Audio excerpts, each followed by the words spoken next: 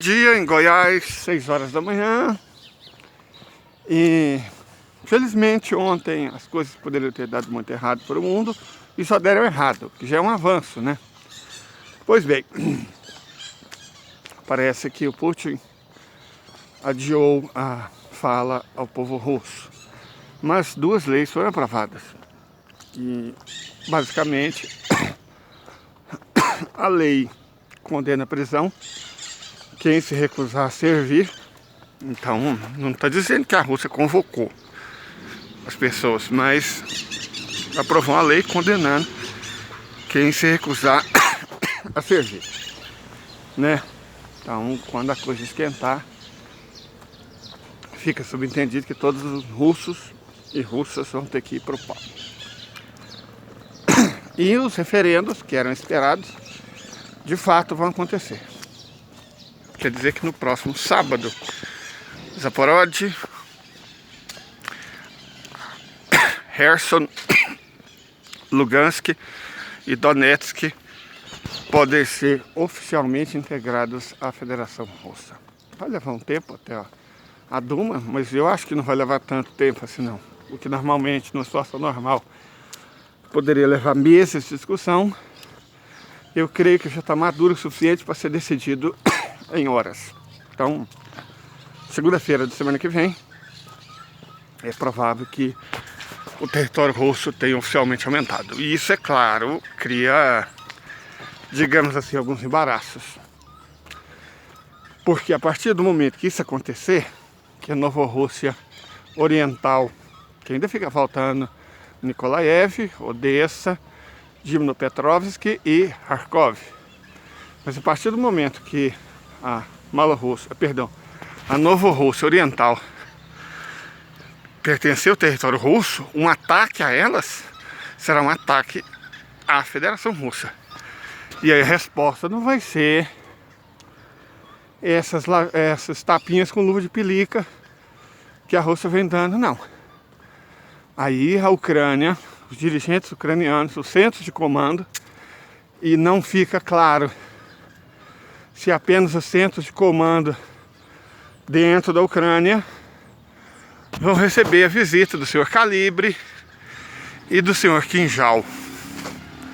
A coisa muda muito de figura, porque quando o senhor Calibre, principalmente o senhor Kinjal, bate na porta, não sobra edifício, certo? Então, guerra, não sei se formalmente a Rússia declararia guerra. Por que isso faz diferença? Uma declaração de guerra não é para alertar o inimigo. Já estão em guerra, certo? Todo mundo sabe. A declaração de guerra é por questões internas.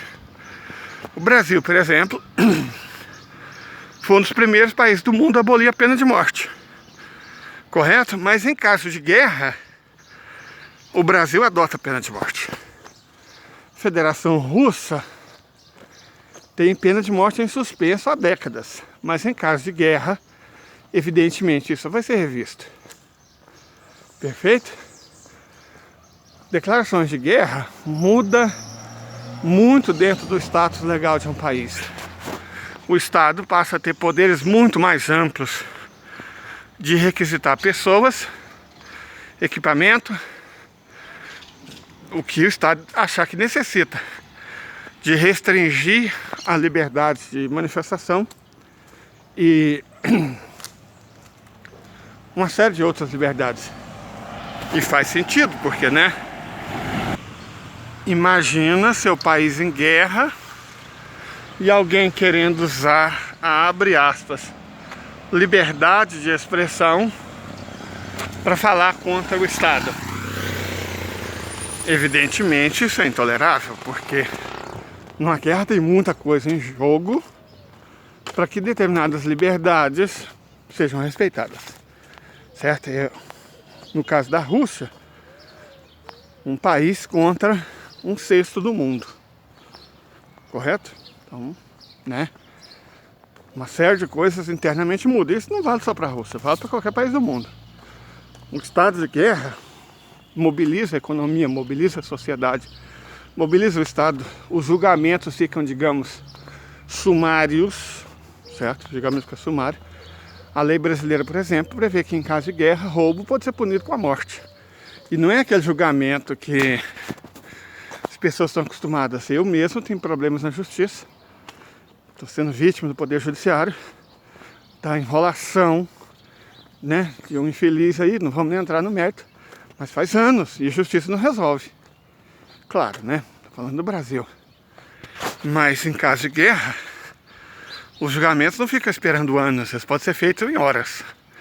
E o resultado pode ser bem desagradável para a pessoa acusada. E tem que ser assim. A Rússia entende guerra. Ela já enfrentou os cavaleiros teutônicos, já enfrentou os vikings, já enfrentou os suecos, já enfrentou os polacos-lituanos, já enfrentou os franceses e os outros europeus de Napoleão, os alemães e os outros europeus de Adolfo. Então a Rússia entende guerra. Não vamos ensinar para a Rússia como se faz uma guerra. E como se porta, ou deve se portar, um arcabouço legal numa guerra. Perfeito? Isso é um fato.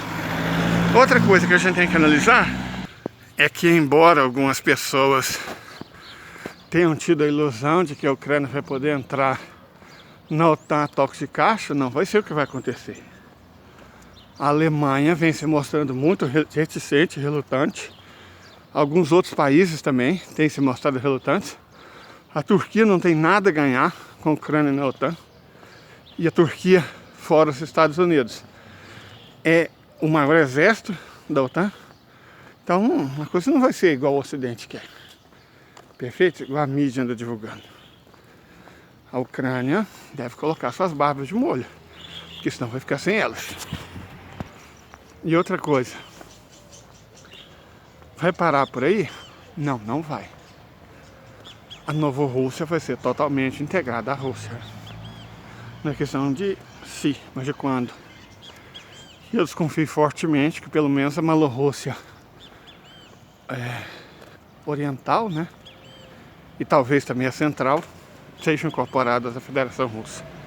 Ainda que talvez em outros estados, né? Tipo República Autônoma, coisa assim.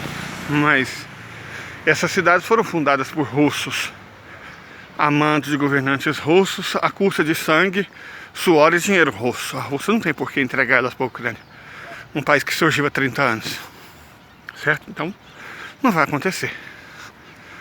Resultado, a guerra agora vai mudar de nível, o que não necessariamente é bom.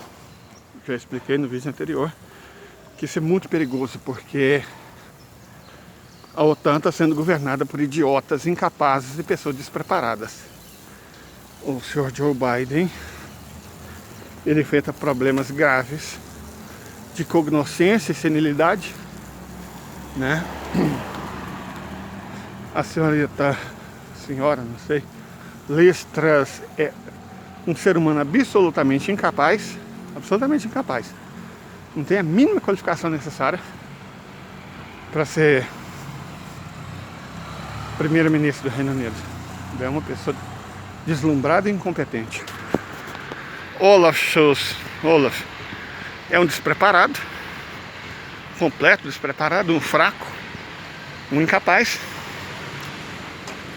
Ursula von der Leyen, a comissária da União Europeia, é outra nulidade, certo? Nulidade é uma palavra que descreve muito bem essa criatura. Então, Macron, o que tudo indica, é um psicopata. O Mario Draghi, a gente nem sabe se ele está governando ou vai governar a Itália, nem por quanto tempo. O outro lado não tem liderança. Não tem liderança. E quando tem, é liderança incompetente e incapaz. Isso é ruim, porque pessoas inteligentes conseguem resolver conversando. Agora, quem que é o interlocutor do Putin? Com quem que o Putin vai conversar? Com o Zelensky, nós vimos que é absolutamente impossível. Não dá para conversar com aquele ser que já está com a família em Israel e os bens esparramados entre Europa e Estados Unidos. E Israel, né? O Estado de Israel, ente sionista. Então, Putin não tem com quem conversar. Isso é horrível, não ter com quem conversar. Perfeito? Quer dizer, os inteligentes estão do lado do Putin. Os capazes, Xi Jinping, Sayed Ali Khamenei, do lado do Ocidente. É um vácuo, um vazio intelectual e moral. Então que Deus tenha misericórdia de nossas almas. Só isso que dá para dizer. Até.